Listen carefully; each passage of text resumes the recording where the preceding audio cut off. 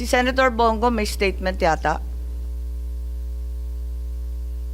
Naririnig ba ninyo Kining ako? statement Ayan, lang Bong. po, Madam Chair. Yes, please. Oo. Si Ambassador Lacanilaw sa dating Office of Civil Defense, ASEC ka doon.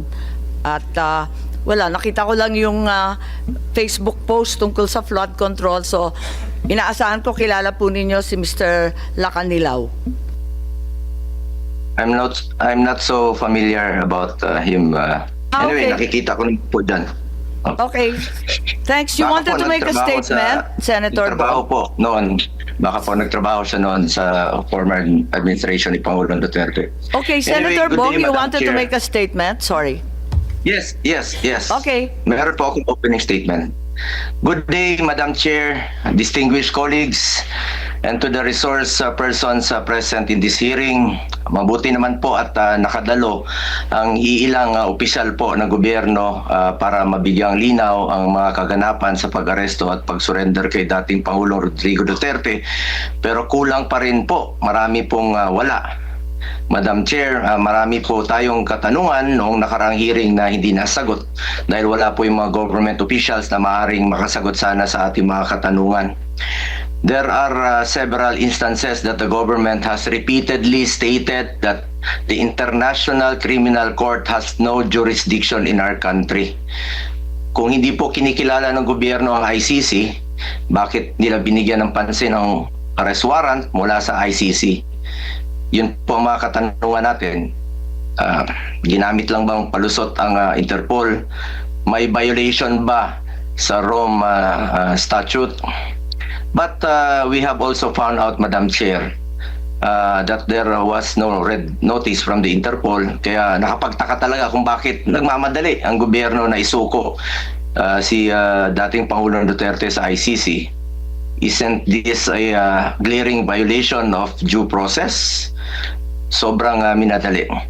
Ano po ang naging batayan ng inyong pagkilos at bakit may pagmamadali sa pagpapatupad ng pag-aresto? Ibinigay ninyo po si Tatay Digong sa loob lamang po ng 14 oras. Mas mabilis pa sa alas 4. Madam Chair, isa rin sa gusto nating malaman ay kung ilan nga ba ang may diffusion notice, red notice at arrest warrant mula sa Interpol dito sa ating bansa at ilan na po ba ang naaresto ng mga otoridad.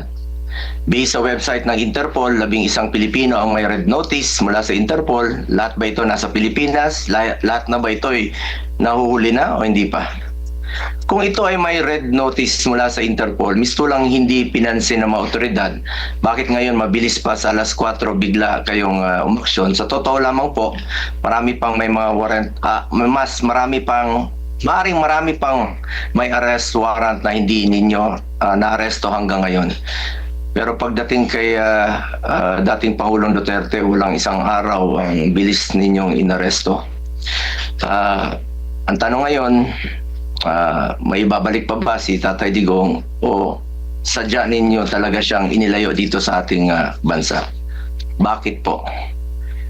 Para sa akin, hindi natin kailangan maging abogado. Let's call a spade dahil obvious naman, gusto talaga nilang isurrender sa ICC si Tatay Digong.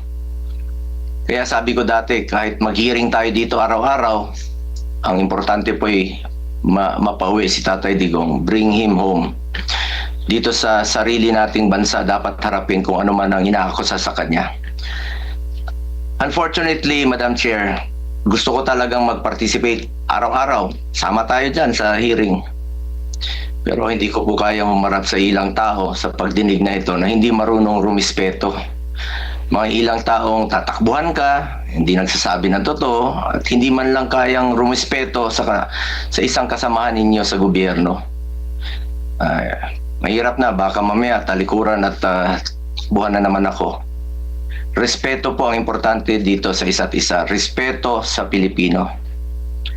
Sa mga pulis naman po, unahin niyo muna resolbahin ang problema sa kidnapping ngayon. Pero inuna niyo pang inaresto. Inuna niyo pa ang pag-aresto o pag-kidnap kay Tatay Digong. Oo naman po, nung nakaraang March 11, gusto kong pumasok, pinababa tayo sa sasakyan, sa gate. At kahit si VP Sara, hindi rin po pinapasok, isang abogado at anak pa ng dating Pangulo. Ngayon, maayos naman kayong tinanggap sa Senado. Sana marunong rin po kayong magbigay ng kortesiya. Lalo na gusto lang nating masiguro na ligtas at nasa maayos na kalagayan si Tatay Digong, lalong-lalo na po ang kanyang kalusugan. Nakakalungkot lamang po, matanda na si Tatay Digong. Alam ko naman na matapang at matatag siya. Pero kitang-kita naman natin sa kanyang iniinda, harmless at fragile na po si Tatay Digong. Hindi na siya dapat ipinilit, ilayo at dinala sa ibang bansa. Hindi na po siya tatakbo sa inyo. Hirap na nga siya maglakad. Maski pagtali ng kanyang sintas at medyas, hirap na po siya. Lahat naman po tayo tumatanda. Lahat po tayo ay may minamahal na lolo't lola, tatay o kaibigang may edad na. Ang sakit po makita na yung taong binigay ang lahat para sa atin ngayon ay mag-isa na po sa isang kwarto sa banyagang bansa. It will do more harm po kung maiwan siya na nasa ibang lugar at kung sa hindi inaasahan, paano na lang po kung may mangyayaring masama sa kanya doon. Kung isang dating Pangulo ng ating bansa ay maaaring tratuhin ng ganito, paano na lang po ang ordinaryong Pilipino? Nagpapasalamat po ako sa komite sa pagsasagawa ng hearing na ito at sana makabalik na dito si Tatay Digong. Kung ano man ang kanyang pananagutan, alam ko po buong tapang niya itong harapin dito sa ating sariling bayan. We have our own judicial system. After all, it is for the Filipinos to judge if he has done his job effectively as president of this country. Pilipino po ang dapat humusga kay Tatay Digong.